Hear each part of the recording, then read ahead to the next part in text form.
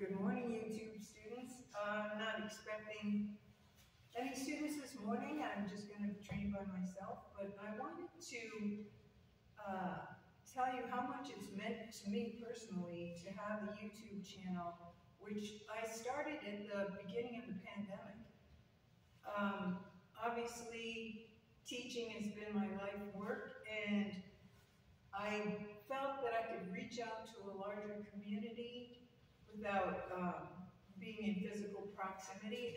Teaching on YouTube is, I haven't, taught lessons per se by Zoom very rarely, because Tai Chi is so much more fun when you are in close proximity or actual touching other students. So I call myself a grandmaster. Some people take offense at that. I've been doing this for over 55 years. My students have their own Kung Fu schools, Little Creek Kung Fu in Petersburg, Virginia. I'm very proud of Bill Bechtold and Alex, the work they're doing there.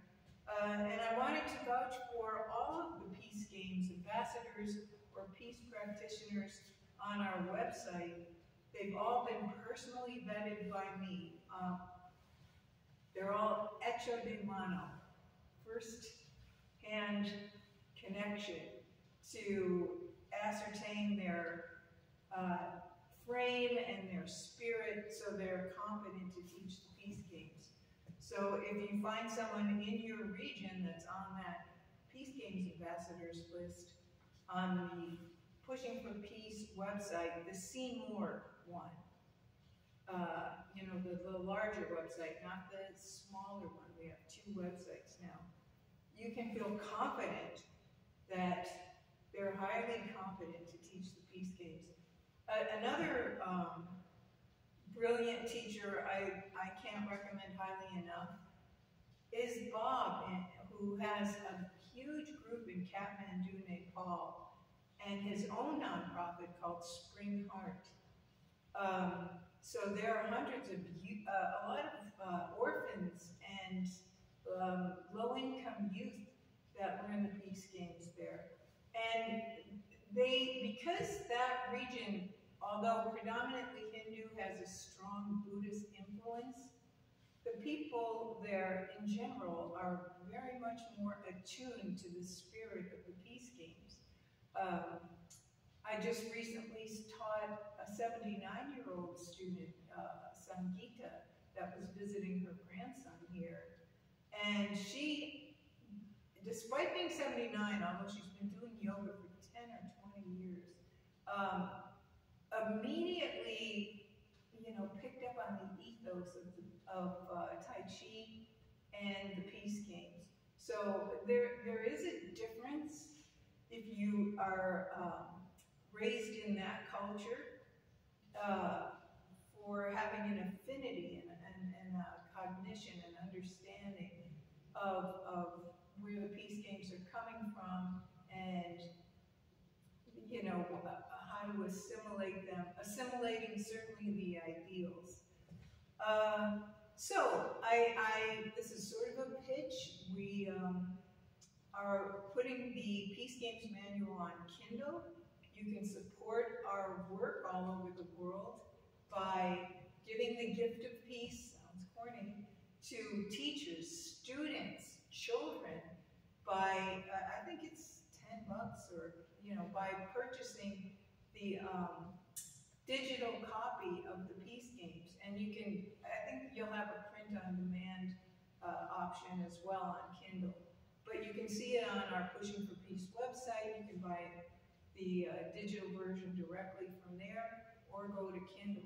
So, as corny as it is, when I was a kid, I did not experience Christmas. I was raised by secular socialists, and we didn't celebrate any holidays because, though they were Jewish, I was somewhat of, if you know the term, a red diaper baby. Except that my parents weren't very militant. They believed in education. They were more like the Mensheviks than the Bolsheviks, definitely not Bolsheviks. And believed in education. So basically they were saying the same thing that you learned in your first day in kindergarten.